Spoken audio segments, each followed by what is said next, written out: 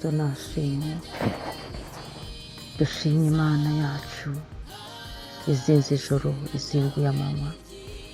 Dushimiye intwari ku rugamba. Dushimiye Imana ishobora byose. Dushimiye Imana yuzuye imbabazi n'urukundo. Dushimiye Imana itugambiriraho ibyiza. Dushimiye Imana yatwimanye. Dushimiye Imana ikomeje kutwimana. Dushimiye Imana ikomeje kubituberamo. Dushimiye rurangiza rwa burundu. Dushimiye Imana y'inyembaraga n'inyamaboko ahambaye kandi atangaje. Dushimiye Imana igira neza. Hereza Imana icyubahiro mwene data. Iki gitondo ndagushubuje mu izina rya Yesu Kristo. Wowe tubana mu mwanya wa niba ture buri gitondo. Wowe uri hano mu mujyi wa Kigali, abari mu ntara, abari hanze y'igihugu cyacu, abari ku migabane itandukanye, inshuti zanjye bakristo b'itorero Elayono Mountain Church mu Rwanda, ndabasuhuje mu izina rya Yesu Kristo. Izina ry'Imana yacu rihabwa icyubahiro. Muri iki gitondo muri kumwe na Bishop Leonira, mushumba w'itorero Elayono Mountain Church mu Rwanda. Dukomeje kuba mu bihe byiza byo gusenga, tuganira ku ijambo ry'Imana, duhugurana, dusenga Imana, twiga indangagaciro z'umukristo, duhugurana muri byose. Imana nishimwe. Nyemerera rero tugaruke mu mwanya wacu wo gusenga Imana, tuvuga ku ijambo ry'Imana rya buri gitondo. Rero iki cyumweru tuzavuga ngo witinda aho ngaho uri, aho hantu hamaze igihe, hunga udapfa. Witinda muri ibyo byaha, witinda muri ibyo byaha by'inyongobezabugingo. Urabikunda cyane ariko ni ibihombo kuri wowe. Witindaho mu kubeshya, witinda mu ishyari, witindaho, hunga udapfa. Witinda muri ubwo busambanyi, hunga udapfa kuko ni icyaha Imana yanga urunuka. Witindaho muri ibyo biyobyabwenge, witindaho kuko birimo biragusenya, birakwicira umubiri n'ubugingo. Witindaho, hunga udapfa. Nakubwira ngo hunga udapfa kuko ibyo byaha ubimazemo igihe, ariko Imana mu bumana bwayo no mu mbabazi za Yesu Kristo yarihanganye, itegereza ko uyu munsi wahura n'iri jambo ukarekura icyo cyaha cya rwiziringa cyakwizingiriyeho, gihiga umubiri n'ubugingo bwawe. Rero iri jambo rirakubwiye ngo hunga udapfa. Yewe usinziriye we, kanguka, hunga udapfa. Hunga udapfa, hunga udapfa.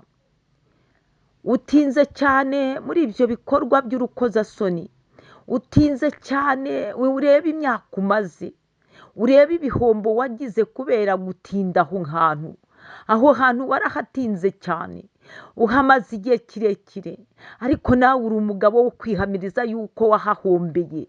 Wahombye icyubahiro cy'abagabo kubera yuko wahindutse umusambanyi, wabuze agaciro kubera ko wa mukobwa we, wa mubyeyi we wabaye n'uwo, kubera ibyaha byawe watakaje agaciro.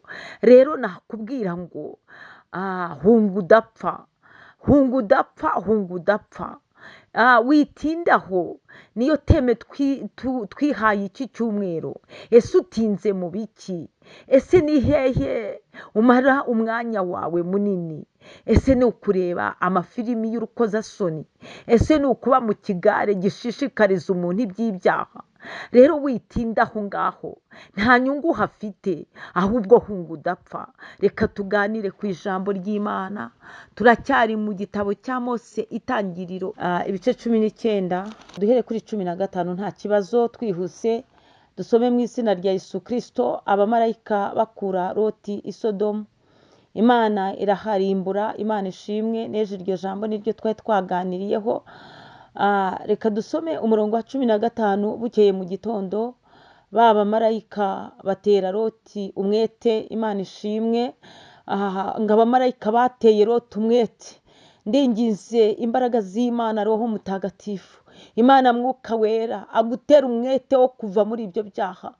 uhunge were gukomeza kudamarara mu byaha, uhunge udapfa mu izina rya Yesu Kristo, were gutindaho, kuko ngo abamarayika b'umwami Imana bateye Loti umwete, bivuga ngo Loti yari afite kubigendamo buhoro, Loti yari afite kubanza gukusanya utuntu twose, Loti yari afite kubanza kujya gusezera abo yitaga inshuti ze, ariko ngo abamarayika b'umwami Imana bamutera umwete. Yewe uyu munsi nawe ijambo ry'Imana rigutera umwete wo kureka icyaha n'igisa nacyo, uyu munsi ijambo ry'Imana rigutera umwete wo kuva mu byaha, uyu munsi ijambo ry'Imana rigukangure yewe usinziriye, wowe usinziriye mu byaha, nukanguka udapfa, kanguka udapfa yewe, hunga udapfa, icyo cyaha kitakurimbura, hunga udapfa icyo cyaha yewe kirimo kirakuboha, hunga udapfa utarwara indwara mbi, hunga udapfa. Imana ishimwe ngo abamarayika b'umwami Imana ngo batera Loti umwete bati, haguruka ujyane n'umugore wawe n'aba bakobwa bawe bombi bari hano, kugira ngo utarimburirwa mu gihano cy'umudugudu. Maze azaririye, nakubwiye ngo witindaho, yari azaririye, witindaho ni ukuzarira, ni ukugira umwete muke, ngo maze azaririye. Imana ishimwe cyane.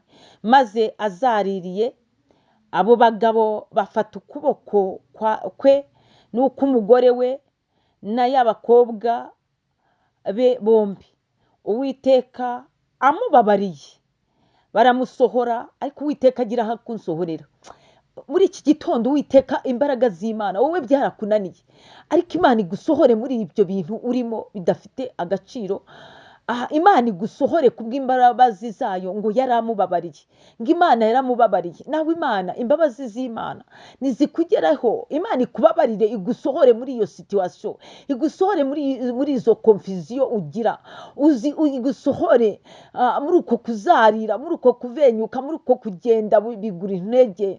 Ngazaririye, Imana ishimwe, ngo abamarayika bamufata ukuboko yewe, icyama imbabazi z'Uwiteka, ngo Uwiteka aramubabariye, ngo Uwiteka aramubabariye, kuko yari yavuganye n'Imana, ariko habamo kuzarira, ngafata amaboko yabo, ngo Uwiteka afata amaboko yabo, ngamubabariye. Imana ishimwe, Imana ihabwa icyubahiro. Amubabariye, Uwiteka amubabariye, baramusohora. Imana nigusohore muri ibyo bintu bidasobanutse mu izina rya Yesu Kristo, bamushyira inyuma y'uwo mudugudu. Imana igushyira inyuma y'ubwo buzima budasobanutse, Imana igusohore muri ubwo buzima, igushyira na nyuma yabwo, igutandukanye n'ubwo buzima. Imana ishimwe, ngo abamarayika rero bamushyize inyuma y'uwo mudugudu. Imana ishimwe, ndifuza ko Imana igira aho igutereka, ikagutandukanya n'ahantu habi wari wicaye. Ibyo birakorwa n'amaboko y'Uwiteka Imana, ngo imushyira inyuma y'uwo mudugudu. Imana ihabwe icyubahiro. Ngo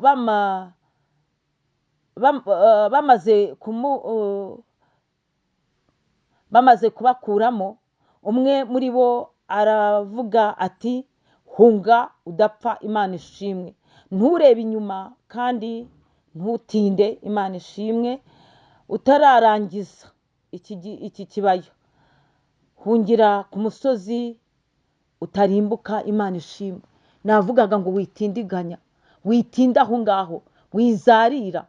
Na hano amarayika w'umwami Imana arabimubwiye, aramubwiye ngo witinda, ntutinde utararangiza iki kibaya.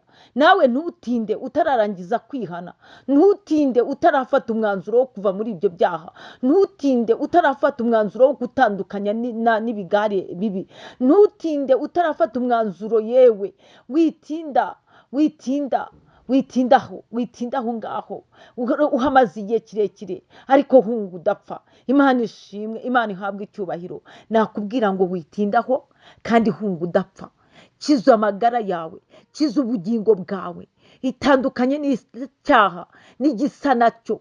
mu izina rya Yesu Kristo. Itandukanye n'ibibi, itandukanye n'urugomo, itandukanye n'ibyaha bikurimbura, itandukanye n'ibyaha bituma uhora mu bibazo. Hunga udapfa, witindaho ngaho, witindaho. Yewe usinziriye we, byuka, kanguka, witindaho, witindaho, hunga udapfa. Imana ikugirire neza. Shalomu, shalomu.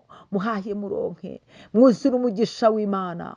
Mwuka wera bakangure, mwuka wera bashoboze, amaboko y'Imana abafata bakomeze. Imana igutandukanye n'ubuzima budasobanutse wari urimo. Imbaraga z'Imana zigushoboze kwihana no kureka mu izina rya Yesu Kristo. Amen.